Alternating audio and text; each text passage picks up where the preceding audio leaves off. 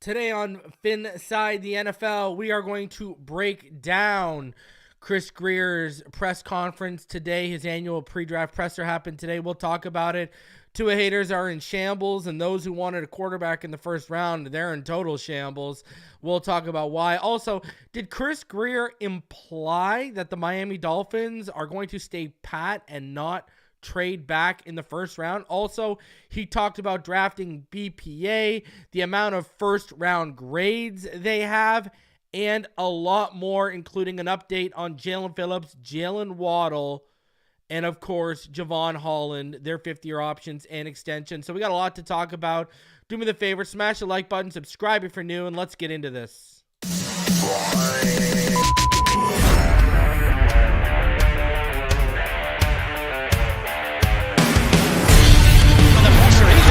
Loses the football. Touchdown! Got it! You have got to be kidding me. Jaylen Waddle has a Dolphin touchdown. And he will score! Deep upfield, on the near side, man open. Touchdown!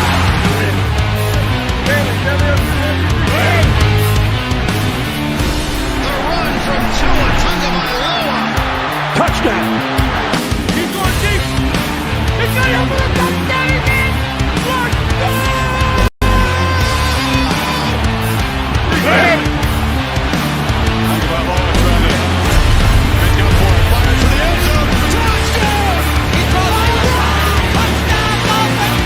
Beautiful day to be a Dolphins fan. Let's go!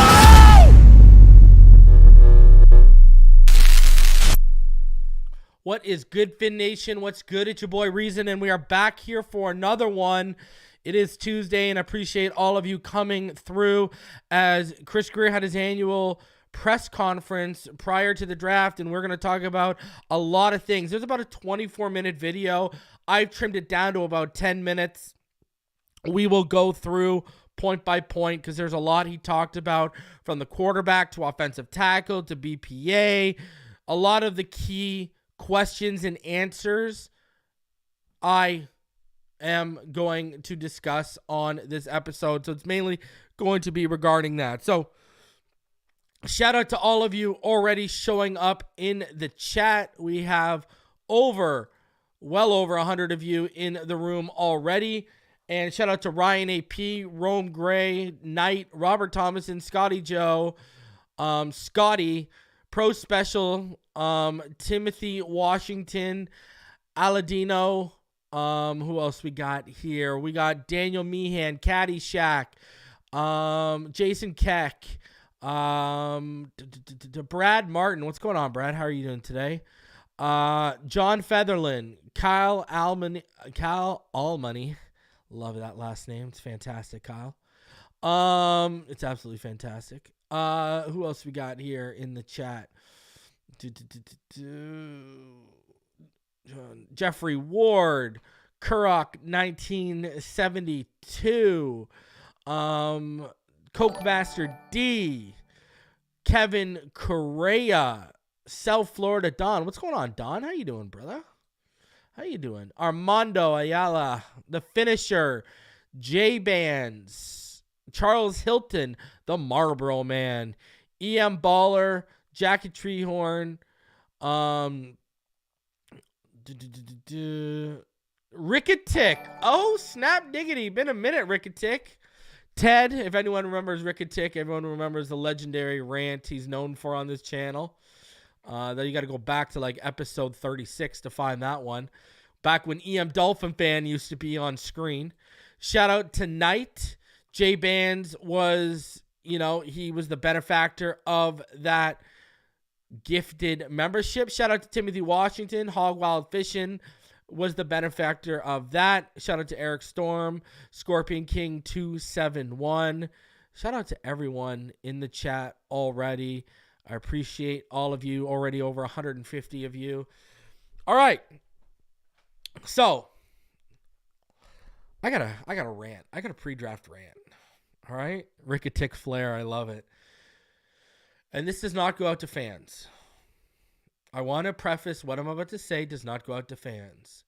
This goes out to people who have podcasts, big followings on any social media platform, whatever the case may be.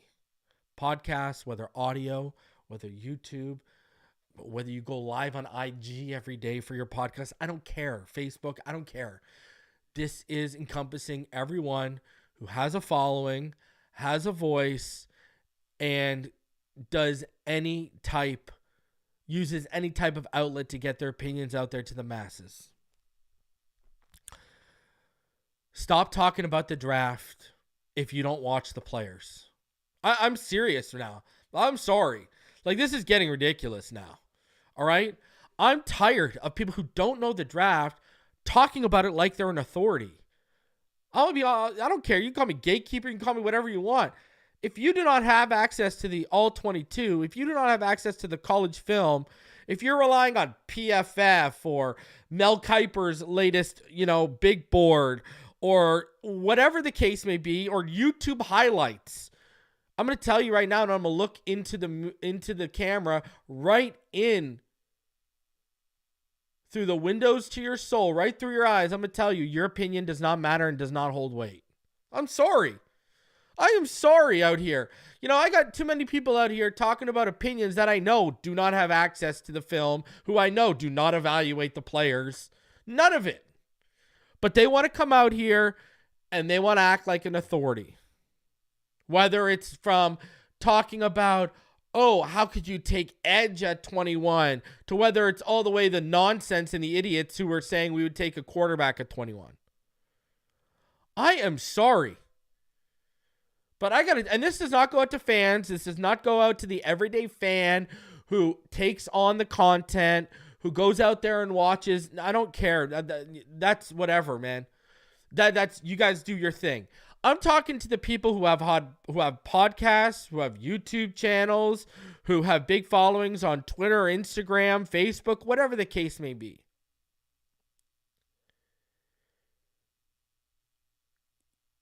You have an obligation to our fan base to be truthful, to be honest, and to be real, and to keep them informed.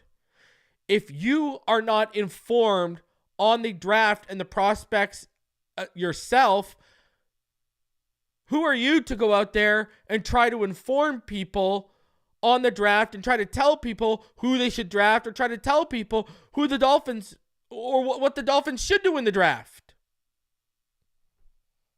Real talk. If you haven't put the work in, if you don't know if you don't know these players, if you haven't watched them, what the hell does your opinion matter? And this goes for not even just our fan base. This goes for any fan base. This goes if you're a 49ers fan that has, a platform. This goes if you're a Seahawks fan that has a platform. If you're a Bills fan that has a platform. You're a Jets fan. This is not just... I am sick and tired of seeing way too many people out here talking about the draft, and I know they don't know shit about the players. They don't know shit about the evaluations. They ain't watched a lick of film except the highlights or maybe some broadcast footage they found on YouTube. Stop right now. Please. You're embarrassing yourself. Listen, it's draft season, sure, and you want to be included, sure. That's fantastic. But don't be out here lying to these fans of these different fan bases like you know what you're talking about when you don't. When you ain't watched a lick of film on these players. Oh, I want this player. I want us to draft this player because of their defensive grade. Or they're a perfect fit for our offense because of their zone blocking grade that I see on PFF. Are you for real? You're for real? Let me put it in perspective. Let's use the zone blocking grade. Someone's saying, they fit our offense because of the zone blocking grade I see on PFF. Not only are you letting someone else do the work and watch the film for you, right? That's how they came to that conclusion of that zone blocking grade. B, you do not know what was encompassed into that grade. C, you don't even know the person that was doing that grade. The majority of people doing the grades for PFF, they're volunteers asked to work 20 plus hours a week for no pay.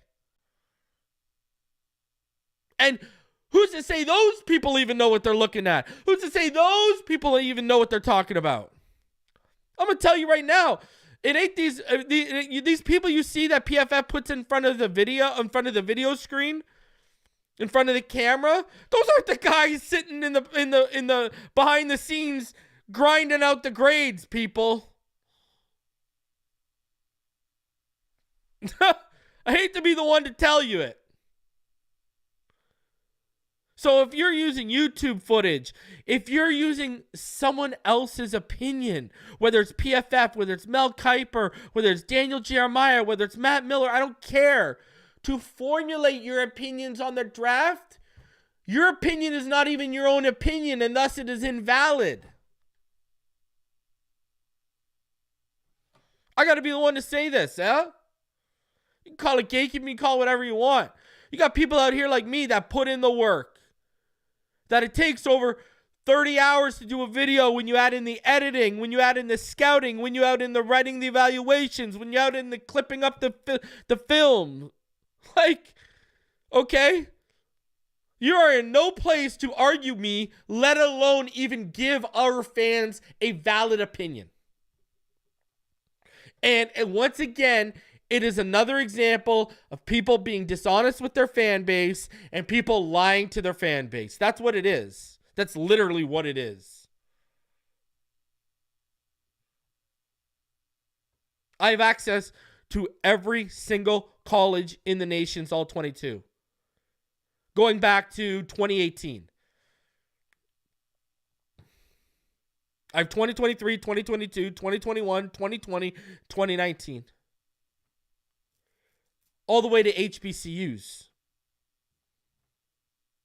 Because I have access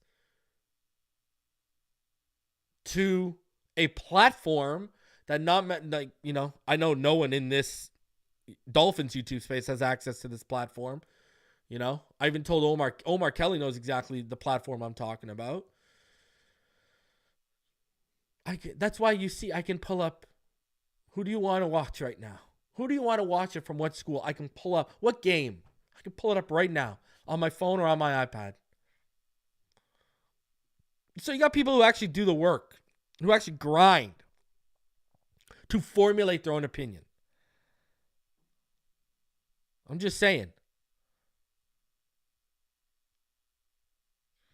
It's very frustrating to see people who you deep down inside know they don't know what the hell they're talking about. They watched a lick of film, but they're out here trying to talk about the draft to all of y'all. Please. Stop. And you want to call me a gatekeeper? Knock yourself out. This ain't gatekeeping. This is keeping it $1.50 is what this is. All right?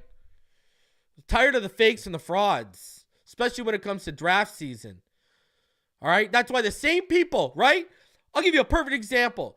The same people who are trying to blown away that we took Cam Smith last year.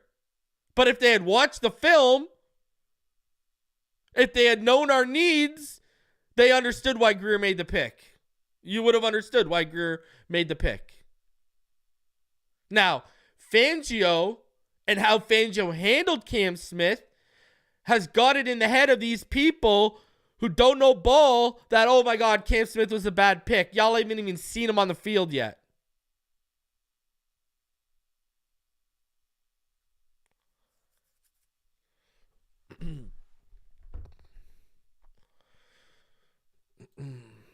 Just saying.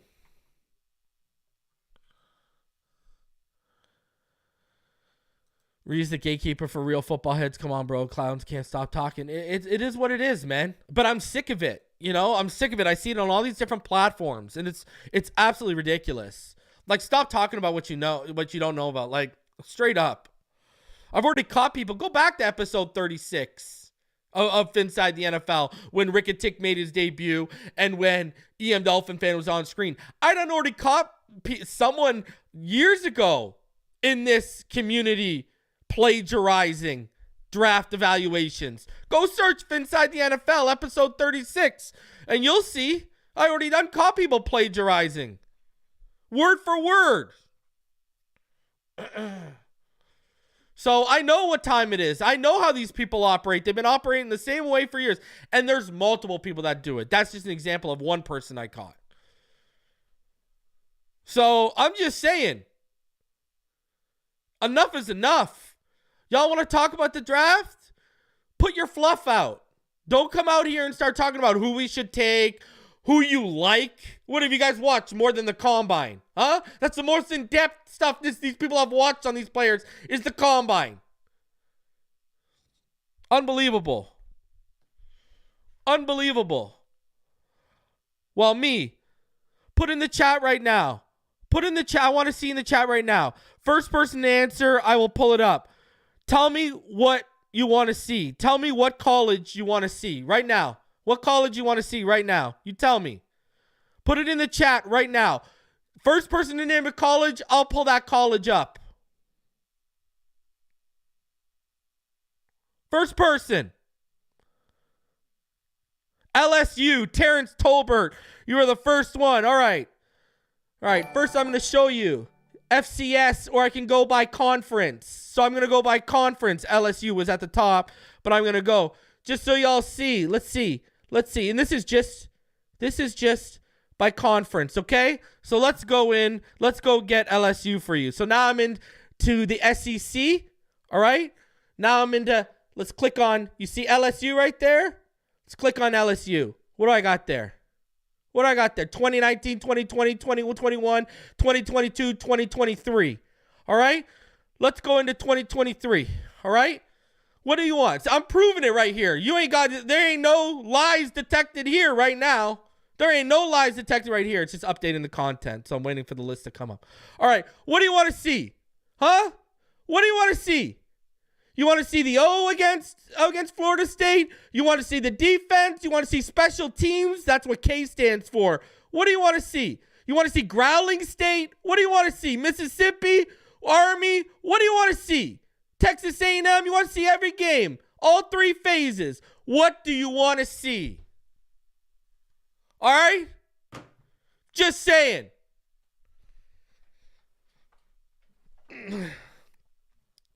I really live this. I really do this. So when I see y'all coming out here trying to fake it to make it, please stop. Stop. All right? What do you want to see here? Huh? I saw someone else said Iowa. Someone else said Iowa, right? Is that what we had here? Someone else said Iowa? I saw that in the chat too, right? What do you want to see? Huh? Big Ten. Big Ten, Iowa. What do you want to see? What year? What year you want to see? You want to see some Cooper DeJean film from this year? Huh? You want to see? What game you want to see from this year? You let me know what game you want to see from this year. Huh? I'll show you right now. So I really live this. I really do this. I really grind this out. What do you want to see? Huh? You want to see them against Utah State? What do you want to see right now? What do you want to see? Penn State? What do you want to see? Got everything. Got it all. Every single thing. Every single snap. Because, you know it's really hard to find all 22 of at the collegiate level? Special teams, and I got it all, baby. God's child, you the truth when it comes to evaluating college players, but you had to start somewhere. I love football and want content like asking all the food truck opening. Hey, that's it. Listen, that's why I'm not knocking anyone who's a fan that puts in the research, that tries to find everything out. Y'all do more work than these people up here trying to read off PFF stuff to all y'all. That's why that ain't meant for fans. That's meant for people with platforms.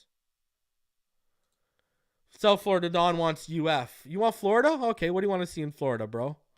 Let me pull up Florida. Hold on. Let me log back in because I shut it down. Well, don't worry, I got you.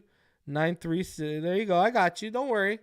All right, video. What do we want here? You want Florida. I'll even start running this on while I'm online. I don't care. We'll go Florida. What do you want to see? You want to see Anthony Richardson? Or you want to see this year, huh? What do you want to see? Huh? What do you want to see? You know I ain't playing. All right, so Florida D against Utah and everything like that. Let's see, huh? What do you want to see? And then I'll even show you. Let's go North Carolina, Charlotte. All right. There we go. Let's just, you know what? Hold on. Let me change the view because you got to change the view sequence. All right. Here you go. Here you go. Right off the phone. Start running it for you. Right off the phone. What do you want to see right now? Huh? I've set it to broad, basically sideline and end zone view. So you're going to see the end zone view pop up next. Right? That's the first play of that game. Now you're going to see the end zone view. Right? Here comes the end zone view for the first play of Florida D.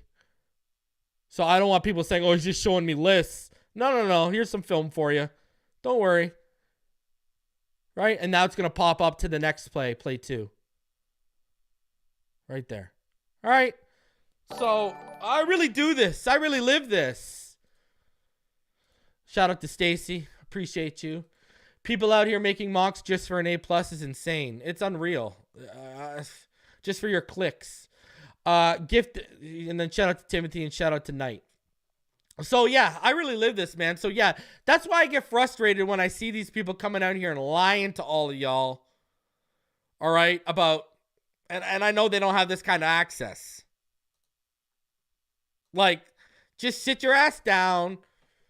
Leave the draft talk to the people that know what they're doing, right? All right. So that's all I got to say.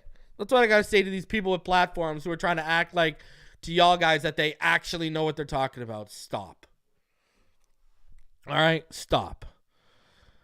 Brett Alexander. No, that is not from Huddle. Huddle doesn't have that. Huddle doesn't have that. Huddle is more for like guys to upload their own film. All right? That's what that more is about. That's for more for high school players to have access to upload their own. Right? Now, anyone can get NFL All 22 because you just have to sign up for NFL Plus. But no, that when I'm using that platform is not, and that platform is only available on certain devices. So, yeah, anyways.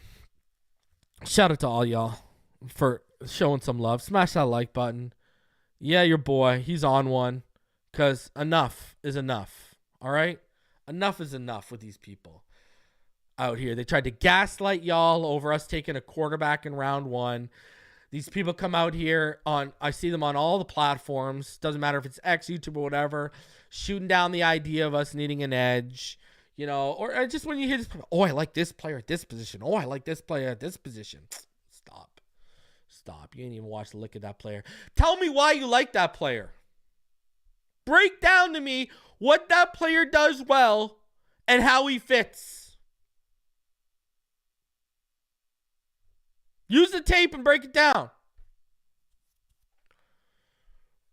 By the way, 6th and final big board is coming. I want y'all to realize this for release. All right? Number 6, what does that mean? That means we are going to have over 90 players have been evaluated on this channel alone. That's what that means. That means we had film for over 30 prospects on this channel alone. And for my Patreons and my channel members, you are going to get the big boards that did not make the cut. You will get my tight end big board. You will get my linebacker big board. You will get my cornerback big board. You will get my running back big board. And you will get my quarterback big board. All right? FYI. All right? So, yeah, just an update on that. I'm going to have that coming for, I'll probably have that uploaded. I'll start uploading those extra ones after I drop the guard big board. All right? So you guys will have that. all right, coming for you guys. All right. So shout out to each and every one of you. Thank you for supporting a channel that really puts in the work and a channel that really does it. All right. Thank you. When I see people say in the chat that, you know, I'm the hardest worker, you know, like, listen, I set out to be the hardest worker in the room. And I will continue to be that. So, and it makes me smile when people acknowledge that because, yeah, your boy puts in, you know, over 30 hours just for one episode of a big board. When you add in the evaluations, the clipping, the film watching itself, when you add in the editing, yeah, over 30 hours for a video. So I appreciate all y'all. All right. So, let's get into this. So let's talk about some draft stuff and let's talk about Chris Grier and everything he said. Because he had a bit to say today, and I've chopped everything down. Brad Martin says, I donate to everyone. It's your turn, Reason. Love you, brother. Love you too, bro. Thank you for supporting me and what I do, bro. I appreciate that. It means the world to me, Brad. Thank you very much. And listen, if you can't financially, you know, support the cause, just hit that smash button. Hit that smash button. Smash that like button and just subscribe if you're new, man. Let's get it. All right, let's get into this. We got a lot to go over, and it's going to be just Chris Grier. We're going to go over point by point because I got a lot to talk about. All right? So let's talk about this, and let's get into it. I want to hear in the chat because I'm doing the media a new way, so I want to hear in the chat. In the chat, let me know audio works for this the clip and everything is working for all of y'all when I play it. I'm going to start now. All right, let's get into this. Let's start. We're going to pause and go over each point that he makes here. Okay. You describe the likelihood or unlikelihood. I think I know the answer, but I want to ask his fans want the answer to this question of selecting a quarterback in the first round. Mm-hmm. No, I think, listen, we always look at every position. I would say that's not someone I'm looking at the first round. It's not a position that we've even talked about. There's some good players. But, you know, we're very happy with Tua and where he is with us. So, but at some point I wouldn't say we're not going to draft a quarterback at any point. I mean, we took Skyler here, you know, in the 7th round years ago. So you always look at opportunities for where you can add depth in your roster. And so I just think that goes across the board for any position. Two haters are in shit. All these people, think about all these people that wasted your time talking about take Penix at 21. Think about all these people that wasted your guys' time. Whether you were reading it, whether on X or on your favorite news outlet, Joel Klatt, whatever. Or think of all the people that wasted your time when you were on YouTube and you saw that pop up. Think about that. Think about all the people that wasted your time. And now what? Right there, right in front of you, you basically get told, yeah, it ain't happening. Right? He said, I would say that's not somewhere I'm looking at in the first round. It's not a position that we've even talked about. I keep telling all y'all, these people are bigger two-and-ears than the people they call are two-and-ears. They talk about it more than the team admits they talk about it.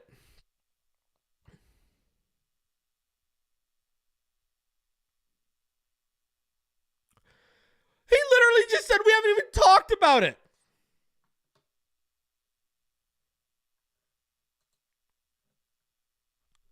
What conversation is there to have? Said there are some good players, but we're happy with Tua and where he is with us.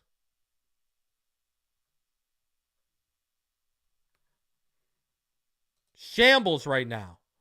Shambles for all of you. Let's keep it rolling. A best player available. About to talk about BPA, which I always talk about.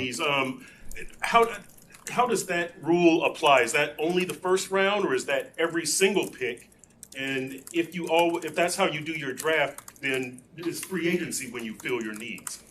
Yeah, no, I think the best player available, and again, this is probably going back from, years. I said when I started, learned under, Coach Parcells years ago, and going through Coach Carroll, Nick Saban and stuff. So you always stack your board and you work hard. So, but your board, obviously early in the draft, will always look kind of how you set it in terms of best player. But when you get into the day threes, the board's, it's being picked apart, flying all over the place. So it's one of those. And I think sometimes when you get late in the draft, you end up looking for depth or to filling holes in your roster. But There you go. for the most part, I think most teams would be early in the draft. You're always going to take the best player available for the first couple rounds because that's where you probably have the most control of how your board looks in terms of how you spent all the offseason ranking, in terms of all your time with the coaching staff and scouts to build it. So there you go. What have I said? What have I said as I've watched these crappy takes on Twitter and YouTube and stuff? Oh, they can't take this. We need this. No. Reaching is what gets you fired. Best player available to you board, especially in the first round, is what you stick to. I keep telling everyone this, and he literally just told you that. He said, you don't start going off BPA till late in day 3. That's literally what he just said. You don't start worrying about drafting for needs and drafting for depth and putting BPA aside till late in day 3. This is exactly what I've said. So when you have people out here saying, oh, why would they draft an edge? We need offensive line. Well, guess what? If the top 4 tackles are gone and Troy Fautanu's gone, and you have JPJ sitting there, Jackson Powers-Johnson, an interior guy who only played center for 1 season, played right guard for another, or you have a Jared Verse or a Johnny Newton sitting there, both guys are probably top 3 at the position and more premium positions, BPA. BPA.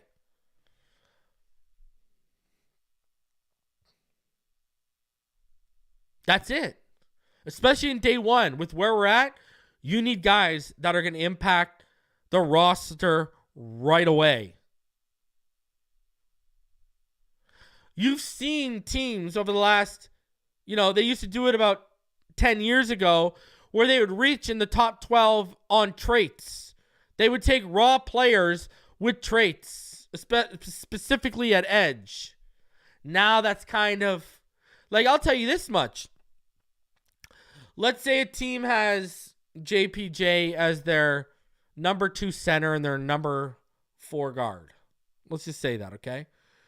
But then Chop Robinson hits, and he's their number 4 edge. Even though he's raw, they're going to take the traits. They're going to take edge. They're going to take Chop.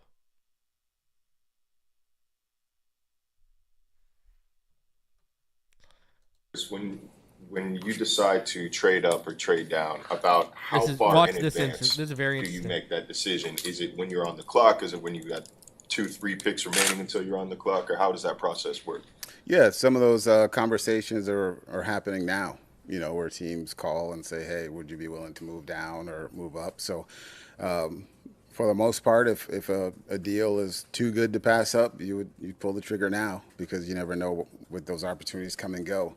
But usually most of them are draft day, because people want to see if the players they're interested are still there. If someone has specifically targeted, 1 or 2 players, and again, it also could go at the depth of that position. There may be 2 players at a position they like in the first round, one's gone, and so a team wants to come up and get them. So, so for the most part, to your question, it's draft day, but we've had discussions with teams about moving up and down, them calling us, and so it's been the typical draft week, pre-week. Chris, considering where you were picking in the first round, then the lack of a third and a fourth, would you be more inclined than usual to try to look to trade down in the first round?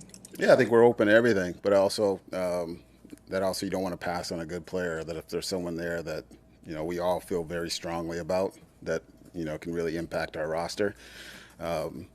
it's like how far can you drop down and still possibly get them. So you always weigh those factors of, yeah, it's great to pick up an extra third, but if that second round player is someone we really believe in, and it's like a Jevon Holland or Jarvis Landry in the second round, then you'll take the player. Okay, so we're gonna get a little bit more because he's gonna talk about a little bit more about that. All right, but because he's gonna talk about grades, but basically he's saying that the usual stuff is going on. Teams are calling and checking in how comfortable you are. And basically, it comes down to how many guys do you have graded in the first round at positions you're looking at? And then how high are they? So now I'm going to continue on here because he said something continuing on interesting. We're going to get into the fifth-year option stuff right now. But he does come back to this and says something a little bit more interesting that I've talked about plenty of times. All right? So, I mean, he said they're open to trading back, but we're going to get into why I don't think he implies that he's not going to trade back. So he kind of tries to play both sides. So watch what happens. Now, let's talk about Phillips first because we're going chronologically in order here. So he's going to talk about Phillips first. We'll talk about that. And then we're going to circle back around into why I think he's not trading down.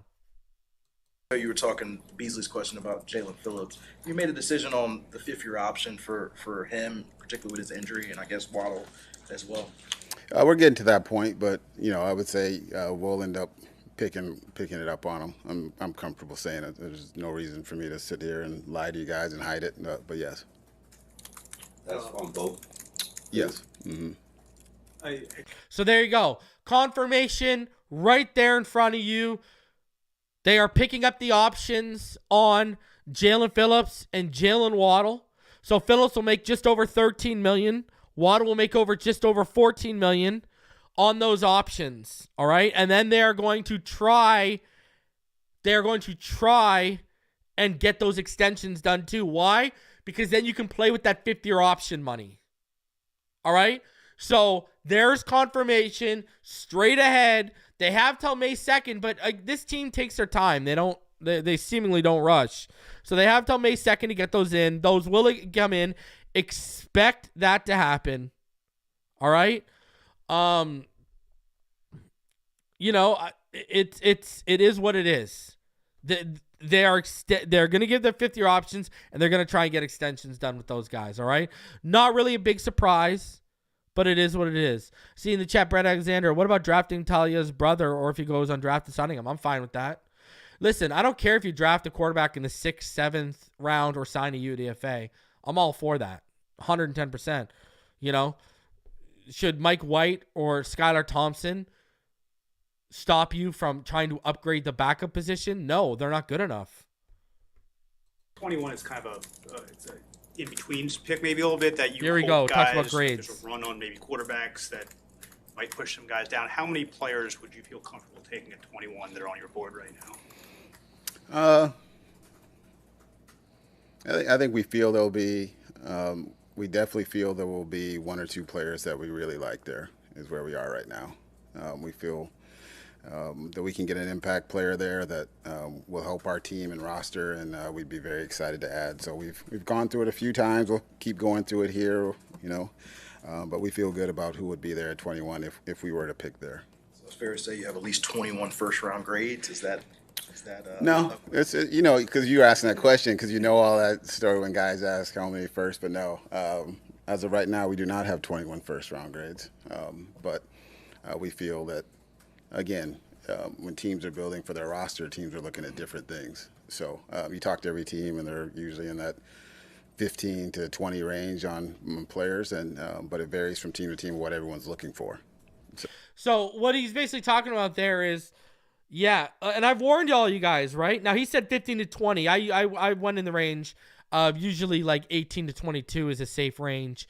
Now, I've already stated openly on this channel and with Neil Driscoll and without Neil Driscoll, I only have 20 first-round grades. So I don't even have 21 first-round grades. I've said that over the last couple months, right? That is not something new that I'm throwing at you guys based off of what he said. If you have listened to me all year and since the offseason started, I have said that I don't even have 21 first-round grades. I have 20.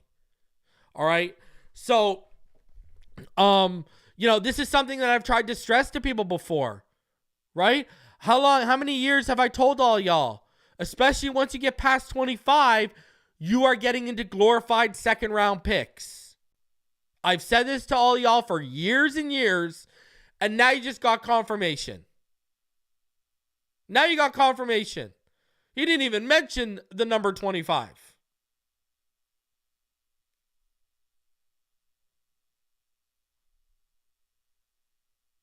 So, this is why I don't think they're going to trade down, though. Listen to what he said. This is why I do not think they're going to trade down. All right? If you listen to what he said earlier about them listening and everything like that, he literally just said, we feel that we can get an impact player there that will help our team and roster. And we'd be very excited to add. That's an exact quote. That's a direct quote. Other quote, I think we definitely feel there will be one or two players that we really like there is where we are right now. So what's he telling all of y'all? Yeah, teams are, before earlier, teams are calling, they're checking in, they're looking at trading up, trading down, etc., etc. Then he pivots around and tells y'all, yeah, we feel like we can add an impact player at 21. Now, why? It's because in the follow-up, when he said, but we feel that again, when teams are building for the roster, teams are looking for different things. What's he talking about? He's talking about all the teams that are going to reach for a quarterback. Do you think they have 5 first-round graded quarterbacks when he just told you they don't even have 21 first-round grades? I'll tell you, at max, they have 3. Caleb Williams, Drake May, and Jayden Daniels. I'm going to tell you right now, those are the 3 the majority of the teams have as first-round, full-on first-round grades.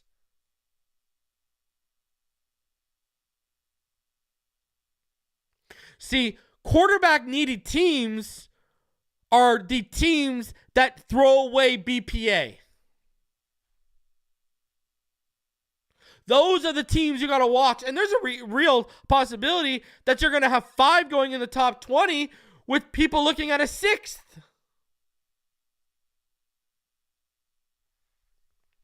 If Mac Jones went 15th overall, Michael Penix and Bo Nix and J.J. McCarthy have a damn good shot of going in the top 20. On top of the top 3 guys in terms of Drake May, Caleb Williams, and Jayden Daniels. That's what he's telling you. He's literally telling you, yeah, we don't have 21 first-round grades, but these teams that are looking for a quarterback, they're going to push downgraded guys to us. That's what he's saying. These teams that are reaching are going to push down. That's what he's telling all y'all. That's not true at all. That is not true at all. Learn how the draft works. That is not true at all. They still grade. You still grade players. He said they haven't talked about them. What do you think the scouting department does? The scouting department still puts in the work on every class. That is incorrect. And that is a false statement.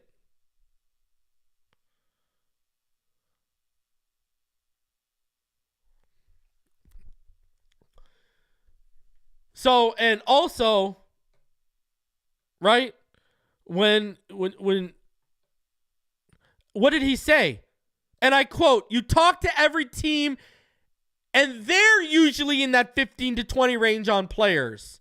He didn't even say that was just them. He said, and I quote, you talk to every team, and they're usually in that 15 to 20 range on players. So he's not even saying that's just a Miami Dolphins thing. He's saying us and teams we've talked to are in the 15 to 20 range. Again, incorrect. See, you got people want to talk about the draft and they don't even know how the process works. That's why people like you, quiet down, take the fingers off and listen. That is an incorrect statement. So, let's continue on.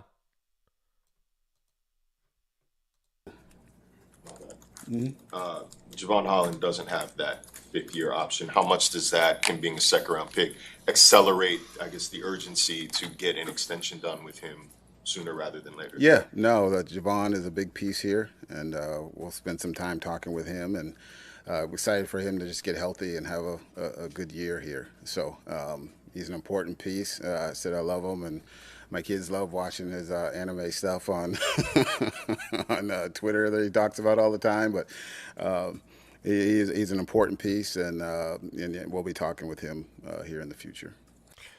Yeah, they're gonna talk. Listen, they're gonna try and work out a deal. The issue is the money I've heard he wants. We'll see how it works. We'll see how it works out. But, I have heard rumblings he wants to reset the market or get pretty damn close to it. And that's a market that needs resetting. So, and his athletes first have to have a damn good job of keeping Jevon Holland's name in rotation when all these media outlets talk about the top safety in the draft. So, comes off sounding like it's going to be easy. It is not going to be as easy as that. And then let's get into the next one. Have there been any talks, especially now with the Devonta Smith contract in place, any talks at all regarding a Waddle extension? Like I said, I've always been Joe. We don't really talk publicly about things like that. We're aware of it. We're in a good spot with those guys, so I'll just leave it at that. What's he saying there? We've already had discussions. That's literally what he's telling you. That's literally what he's telling you. We've had discussions, and I'm not going to get into it. That's basically what he's saying. He didn't say no. He said they're aware of it. He said we're in a good place with those guys. That means the fifth-year option, and they understand what the numbers are going to be. So there you go. It's a pretty loaded tackle class. How do you split the hairs with, I think there's 6 potential first-round picks? It's just what flavor of gum you like? How does it work? I think, it goes all to the systems, too. Like for how... What flavor of gum? It's scheme, bro. Come on. We play the offensive line, and some guys are great fits for it. Some are, okay fits for it. So as you kind of go through it, again, that's what we talk about with the number of picks in the first round by team will vary. So there's some good players that we do like, and there's other ones that we feel will be good players, and they're not ideal scheme fits, but they can play in the scheme. So for us, we have more than enough guys we feel good about that can help us. I mean, the basis of the question was good. The way it was phrased was terrible. But he's right, 110%. I mean, you look at guys that are going to be good for this scheme, and there's some guys that really, really pop out at you, right? Like I think a guy like Joe Alt, he can play in a power gap or zone. You look at an Olu Fashanu, right? I mean, for his size, yeah, sure, he'd probably be prototypical for a power gap at 6'5", 324. But when you look at him, right, if you look at how he is in the screen game, how quickly he climbs to the next level, how he thrives in open space, Olu Fashanu would definitely work in this scheme. Same thing with Talise Fuaga. He would work in this scheme. J.C. Latham would work in this scheme. Troy Fautanu would work in this scheme. A guy I keep warning all y'all about, Amarius Mims, would work in this scheme. I think Tyler Guyton would work in this scheme, right? He's got traits. He's just raw in technique, right? I think when you're talking about guys who would struggle a little bit more in this scheme, I think that's when you get into the stiffer guys, the guys who aren't good movers, right? And who are just rely on their power, right? So, yeah, just going over that. So, interesting answer there from Chris Grier. Let's keep it going. Chris, Mike confirmed to us that an offer was made to Odell Beckham a while ago. Are those talks ongoing, or does it appear unlikely that you all will be able to reach terms? Yeah, nothing imminent on it. It's been we've had some discussions back and forth a little bit, but as of right now, there's nothing that in the works to get anything done. So there you go. Update on Odell Beckham Jr. Guys, there's over 400 of you in the room. Smash that like button, subscribe if you're new. Odell Beckham Jr., nothing imminent. And especially now, I said this a couple weeks ago. He either needed to come down on price or he had to wait and see how the draft plays out. And there's going to be options at 55. So, listen, this is a team that is, it seems like their offensive line, defensive line, and weapon hungry. So, Odell Beckham Jr. might have overvalued himself. He clearly has across the league because it's not like the Chiefs have even jumped in when, this Rashee Rice thing keeps getting worse and worse. So, we'll see. But in terms of OBJ, nothing imminent right now, and I wouldn't even expect to hear anything on it until after the draft if we don't draft a weapon. I think it's been about 6 weeks since we got you the combine, seeing update on the Tua contract situation. Has there been progress, and do you feel week 1 is a hard deadline for this to happen, or is this something that when it happens, it happens? Yeah, I think it's something when it happens, it happens. We've had communications with him, and like we've always, I'll just leave those between the organization and his representation, and it's been good. So we'll just keep working towards it. He's him and his agent are very understanding that this is now the draft, so he's letting us focus on that, and then we'll turn our attention to that after the draft finishes. His decision to start working with a private quarterback coach in the offseason. How involved were you in the team with that process? No, you got to give him all the credit. He's just like last offseason when he attacked him, to stay healthy and doing the jiu-jitsu or judo, whichever one I know. But he's just watching him work and how he wants to be great and doing. So he took all this stuff on his own and told us what he was going to do. So you got to give him all the credit on that. First, I guess following up on Marcel, obviously last year he was coming in, wanted to gain some weight. His build this year, he kind of trimmed up a little bit. Have you guys given him any idea of where you wanted to see him as far as his build and his weight? No, I think this to his credit, like he's trying to do everything he can to do what he can to be great, and that's been from day one when Mike and him connected here and working through this first season, and then making the changes off season, working through last year, staying healthy, leading the league in passing, and now this is his next evolution. As Mike has told you guys, we feel like there is a whole nother step that he can take, and so we're excited about his future. You better pay him then, Chrissy baby, because if there's another step he can take, cha-ching, cha-ching, cha-ching. All right, that's the first thing I got to say about that. Second thing, it kind of told a little bit of a white lie. Well, you didn't really, but you kind of left it out. They were the ones who told Tua to bulk up last season. That was their suggestion. The reason why Tua got bigger and bulked up was off the suggestion of the Miami Dolphins, the training staff, etc., etc. Now, continuing on what he just said, look at what I said about OBJ, right? What did I say about OBJ? How they're going to wait after the draft, blah, blah, blah, blah, blah. They're even waiting until after the draft with Tua. He said they're letting them focus on the draft. They'll turn their attention back to that after the draft finishes. So, again, extension inevitable. It's not a matter of if, it's a matter of when. About Anthony Weaver in terms of this scheme, what he wants to run. You've been This is there a good with question. so many different schemes, so many different fronts. Yeah. Do you have a full understanding of what he specifically is looking for? Yeah, good question, Omar. He's been very clear, which is great. He communicates well. He's had great examples of the types of players he's been looking for. It's been fun working with him. I think our scouts and the coaches, it's been pretty seamless in terms of making those adjustments. And even if there's been some division on some of the college guys, just what he's looking for, what we see, and just incorporating why. Have a pretty good idea. I mean, you guys probably a little bit of, some of the Baltimore stuff, but he's also got some things I think he wants to implement on his own, and I'll let him talk about all that stuff and go through it as you guys meet with him throughout the spring and summer. Okay, so I like that. Anthony Weaver's telling them exactly what he wants.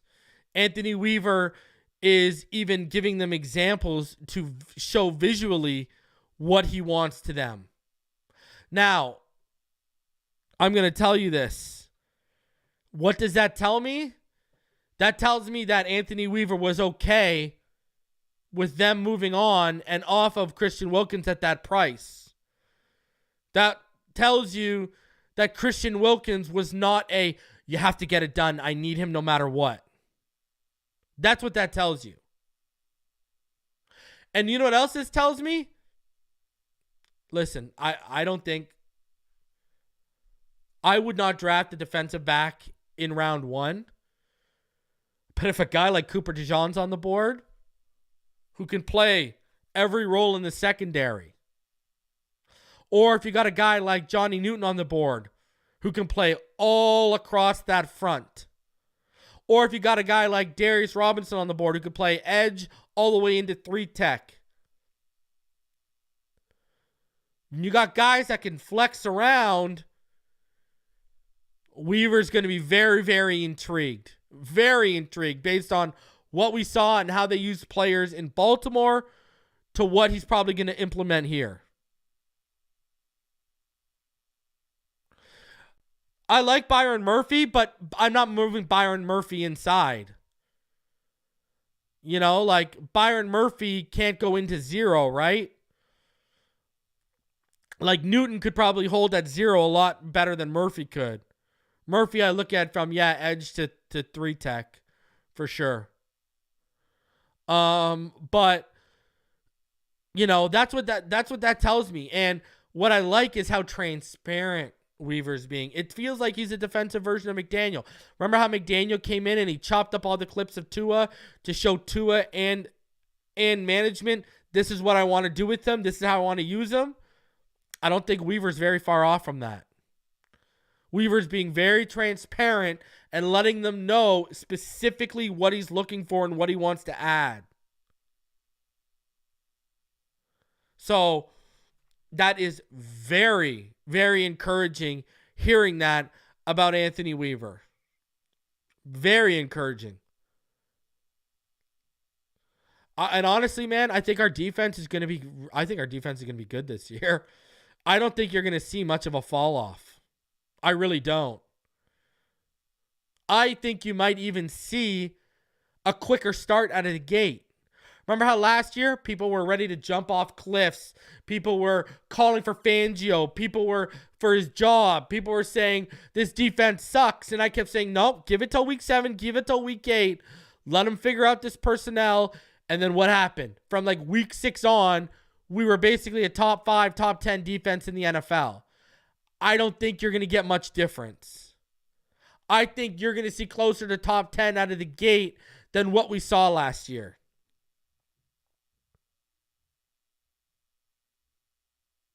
So I got a lot of faith in what Anthony Weaver and this defense is going to look like. I really do. So, I think you look at defensive line, offensive line, and a weapon. Those come off as the 3 biggest targets they're looking at. But you can't sleep on safety. We have 0 depth. We have Jordan Poyer, short-term deal. Jevon Holland is entering the final year of his contract. And behind that, you have Elijah Campbell. Safety is the one to keep the eye on. Real talk. And I'm telling you, after seeing what that defense did with Kyle Hamilton, imagine what that defense could do with Cooper DeJean. Think about that for a sec. If that doesn't get you excited, I don't know what will.